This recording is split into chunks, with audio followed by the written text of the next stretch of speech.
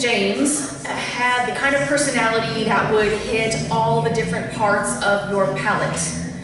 When you first got to know him, you would see the bitter, the salty, and the sour.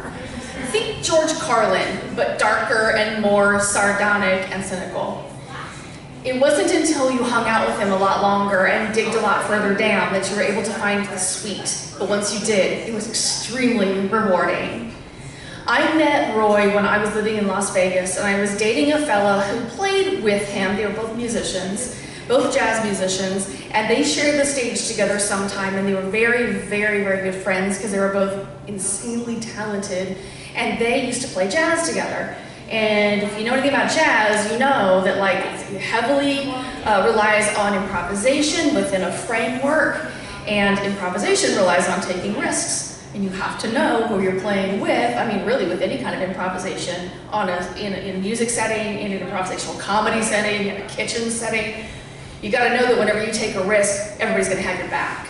And the guy that I was dating and Roy, they had this kind of almost familial relationship.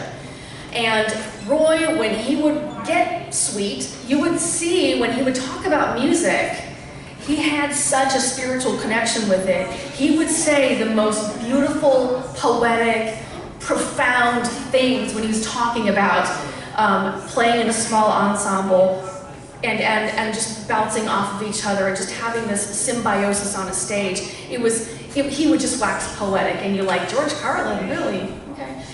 So anyway, when I entered the scene, you know, he delivered these, so when do we meet the girl?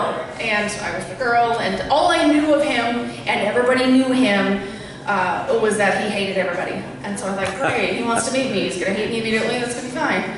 And I was, you know, only 23 years old at the time, and so I thought, yeah, let's get this over with, that's fine. He really wanted to make us dinner. One thing that he loved almost as much as music was food. And he could cook. I mean, he could cook his ass off. And he had us over to his house for dinner. Now, he was a jazz musician, and I don't know what the scene's like here, but in Vegas at that time, small ensembles with jazz, like, those gigs were few and far between, and they weren't very lucrative. So he was the epitome of like the, you know, I'm barely making it, but I'm doing what I love kind of artist. So we went over to his house for dinner. He invited us over for dinner, and it took us a couple of months to get I thought it was a scheduling issue. Turns out, I think he had to save some shekels to buy the ingredients to cook us dinner. And we went over to his house, and he was finishing up in the kitchen, and we got into his house. It's just a meager little, kind of, I don't know, falling apart, little shack sort of a house in the center of town. He's got a car, it doesn't function, it's a broken down Beetle, it's in the side yard, it's got grass growing through it. He relies on his girlfriend for transportation, and I didn't understand her at all because he's him, and she's just this bubbly, joie de vivre, extrovert, head to toe talbots, and come in and tell me about your life. And I'm like, how do you make that work with each other? But they did, and whatever. So she showed us in, she sat us down, she put on a record. He was finishing up in the kitchen, and I was just scared to get to know him because he was already scary to me. But what he did was, he took us out into the backyard. It was the end of fall, kind of. The weather was beautiful, and he wanted to feed us dinner, sort of under the stars. And he brought out a salad. Okay, after you start with a salad. And the salad was, like, it was a salad, okay? It was good green greens. It was plump, like end of season tomatoes. It was a handcrafted dressing that was just barely coated in each part of the salad. And I was like, this is really good. Because I'm 23 and I don't know shit about shit. And so then he brought out the main course. I did not know this man was so passionate about food. He brought out the main course, which was, the protein was a chicken fricassee. He liked to cook Italian food, but the lesser known Northern Italian recipes. So this chicken fricassee, it was flavored, it was a braised chicken thigh, because thigh is better than breast, fight me on that anytime. But he braised these chicken thighs in this beautiful stock, and he flavored it with like rosemary and capers and anchovies, and I'm like, ew, anchovy, but you taste the whole thing, the sum of all of its parts. and it was absolutely beautiful. The stock was reduced to perfection, and he finished it with fresh parsley, so it had this big fresh zizz to it.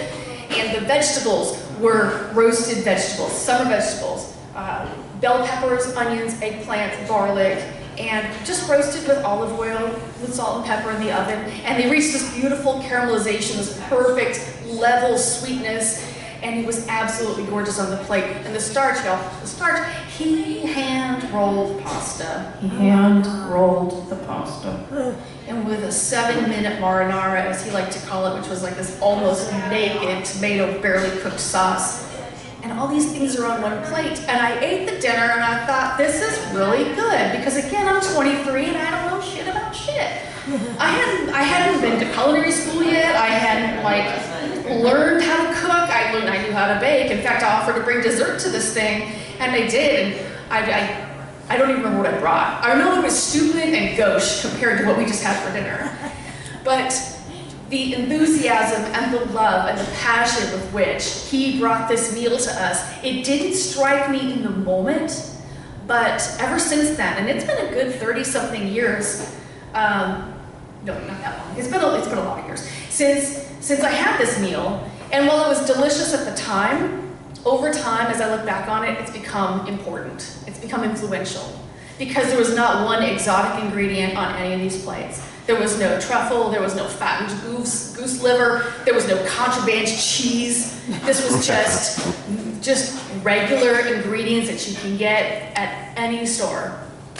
And he took those regular everyday things and he put his love and his poetry and his passion into it, and he turned it into one of the most influential meals I have ever had in my life.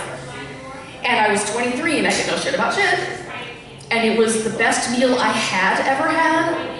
I'm 47 and it is the best meal I have had since, I haven't had anything better. And if you know me, you know I like to eat some food. So, in compiling this story, I actually looked him up online because I don't know whatever happened to him. And I found where the fellow that I was dating at the time had eulogized him 3 years ago. So he said a lot of these things in the eulogy online, which was beautiful. But one thing that he did have was the passion and the poetry that he put into his food, and that was contagious because we all caught a little bit of it. Thank you.